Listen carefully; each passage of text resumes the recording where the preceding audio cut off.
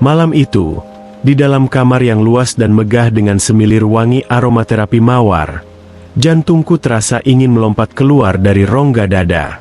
Aku berdiri mematung di dekat ranjang berukuran besar yang dilapisi kain sutra halus, sementara wanita yang kini telah sah menjadi istriku duduk dengan tenang, menatapku dengan binar mata yang penuh kedewasaan. Dadaku berdegup kencang, sebuah debaran yang jauh lebih hebat daripada saat aku harus berhadapan dengan klien-klien besar di kantor. Ada rasa gugup yang tak terlukiskan saat jemariku perlahan menyentuh punggung tangannya yang halus. Sebuah sensasi dingin yang bertemu dengan kehangatan cintanya. Meskipun ia berusia 57 tahun, pesonanya malam itu begitu melumpuhkan akal sehatku. Saat kami akhirnya memutuskan untuk saling menyerahkan diri dalam ikatan suci sebagai suami istri, segalanya mengalir dengan begitu lembut dan penuh penghormatan. Malam pertama itu bukan sekadar tentang hasrat, melainkan tentang janji suci yang kami tunaikan dengan penuh rasa syukur. Sebuah penyatuan dua jiwa yang akhirnya menemukan pelabuhan setelah sekian lama dihantam badai prasangka dunia. Namaku Andi.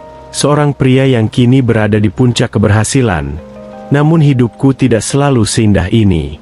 Dahulu, aku hanyalah seorang pemuda dari pinggiran kota yang mencoba mengadu nasib dengan bekerja sebagai asisten di salah satu perusahaan properti milik seorang wanita ternama bernama Ibu Citra. Ibu Citra adalah sosok janda kaya raya yang disegani, dikenal karena ketegasannya dalam bisnis dan keanggunannya dalam bersikap. Saat itu, aku sering dipandang rendah oleh rekan kerja dan lingkungan sekitar. Mereka melihatku hanya sebagai anak bawang yang tidak punya masa depan, sementara Ibu Citra berada di puncak dunia dengan segala kemewahannya. Awal pertemuan kami sebenarnya sangat formal. Aku hanyalah staf yang bertugas membawakan dokumen atau menyiapkan keperluan rapatnya. Namun, karena intensitas pertemuan yang tinggi, aku mulai melihat sisi lain dari seorang Ibu Citra.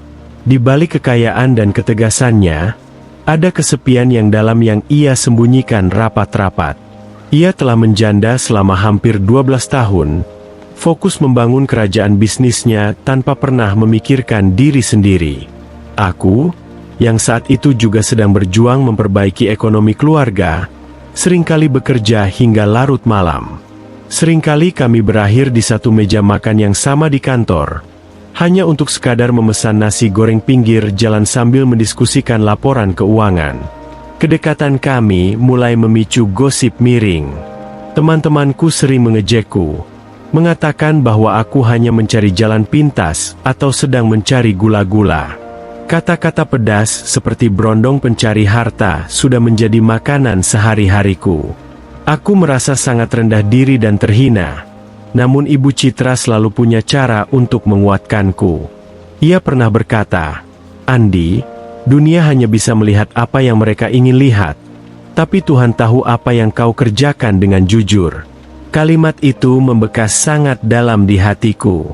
Aku tidak pernah bermimpi untuk memilikinya.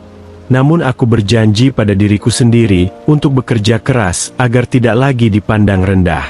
Setahun berlalu, aku berhasil naik jabatan berkat dedikasiku, bukan karena belas kasihan.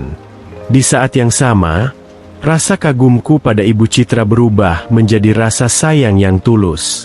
Aku mulai mengkhawatirkan kesehatannya saat ia terlalu lelah bekerja, dan ia mulai mempercayakan rahasia-rahasia pribadinya kepadaku.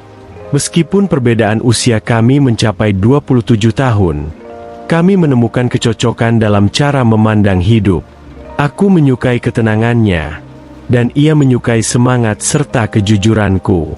Keputusan besar itu terjadi saat perusahaan mengalami krisis kecil, dan aku berdiri paling depan untuk membelanya dari serangan rekan bisnis yang licik. Setelah masalah selesai, di suatu sore yang tenang di balkon rumahnya yang megah, Ibu Citra menatapku dengan pandangan yang berbeda. Ia bertanya apakah aku sanggup mendampinginya, bukan sebagai asisten, melainkan sebagai pasangan hidup yang akan menemaninya di masa tua. Aku tertegun. Tawaran itu adalah sebuah kehormatan sekaligus ujian berat bagiku. Aku tahu jika aku menerimanya, cibiran orang akan semakin kencang. Namun, hatiku sudah memilih. Aku mencintainya bukan karena hartanya, tapi karena ia adalah satu-satunya orang yang memanusiaku saat orang lain menganggapku sampah. Kami memutuskan untuk menikah secara resmi. Seperti yang kuduga, dunia mendadak gempar. Keluarga besarnya sempat meragukanku, dan teman-temanku banyak yang menjauh karena iri. Namun, kami memilih untuk menutup telinga. Pernikahan kami digelar dengan sangat elegan namun hikmat. Dan tibalah malam yang mengubah segalanya. Malam di mana aku bukan lagi asistennya, melainkan suaminya. Suasana kamar pengantin itu begitu sunyi, namun penuh dengan ketegangan yang manis. Saat aku menutup pintu kamar, dadaku berdebar luar biasa. Aku merasa seperti seorang remaja yang baru mengenal cinta. Ibu Citra, yang kini sudah bisa kupanggil dengan nama kesayangan, tampak sangat cantik dengan gaun tidur berbahan sutra yang senada dengan warna kulitnya. Ia menyadari kegugupanku dan tersenyum lembut. Sebuah senyuman yang seketika meruntuhkan tembok rasa takutku. Kami duduk di tepi ranjang, saling berbagi cerita pendek tentang perjalanan panjang yang kami lalui, hingga sampai di titik ini. Aku menggenggam tangannya, merasakan kelembutan kulitnya yang menandakan ia telah melewati banyak musim dalam hidupnya. Di malam pertama itu, kami melakukan hubungan suami istri dengan penuh kelembutan dan kesantunan. Segalanya berlangsung secara alami sebagai bentuk syukur atas penyatuan kami yang sah secara agama dan negara. Tidak ada unsur paksaan, yang ada hanyalah saling menghargai dan rasa kasih yang mendalam. Malam itu menjadi bukti bahwa kebahagiaan sejati tidak mengenal batasan usia atau status sosial. Setelah malam itu, hidupku berubah drastis, namun kepribadianku tetap sama. Aku tetap bekerja keras di perusahaan, bukan sebagai pemilik yang tinggal perintah, melainkan sebagai mitra yang membantu istriku mengembangkan bisnisnya lebih jauh lagi. Perlahan tapi pasti, orang-orang yang dulu merendahkanku mulai bungkam. Mereka melihat bahwa aku benar-benar mencintainya, dan mampu memberikan kebahagiaan yang selama ini hilang dari hidupnya. Aku membuktikan bahwa menjadi suami dari seorang wanita yang jauh lebih tua dariku bukanlah tentang penghinaan, melainkan tentang kedewasaan dalam berbagi beban hidup. Kini, setiap kali kami menghadiri acara formal bersama, aku menggandeng tangannya dengan bangga. Aku tidak lagi merasa rendah diri. Aku sadar bahwa kekayaan yang ia miliki hanyalah bonus, karena kekayaan yang sebenarnya adalah kedamaian yang kurasakan setiap kali berada di sampingnya. Kami sering menghabiskan waktu luang dengan berkebun, atau sekadar duduk di teras sambil menikmati senja. Ia mengajarkanku tentang kesabaran dalam menghadapi masalah bisnis, dan aku memberinya keceriaan dengan ide-ide kreatifku. Kisah cinta kami memang tidak umum bagi sebagian orang, namun bagi kami, ini adalah takdir yang indah. Aku yang dulu dipandang sebelah mata, kini berdiri tegak sebagai pelindung bagi wanita luar biasa ini. Kami membuktikan bahwa cinta sejati mampu melampaui segala prasangka buruk dan perbedaan materi. Pernikahan ini bukanlah tentang siapa yang mendapatkan apa, melainkan tentang bagaimana dua hati bisa saling mengisi kekurangan masing-masing di tengah dunia yang seringkali hanya memandang dari kulit luar saja. Setiap pagi, saat aku terbangun dan melihat wajahnya yang tertidur pulas di sampingku, aku selalu berbisik dalam hati rasa syukurku kepada Sang Pencipta. Aku bersyukur telah diberikan keberanian untuk melamar wanita yang dulu hanya bisa kupandang dari jauh.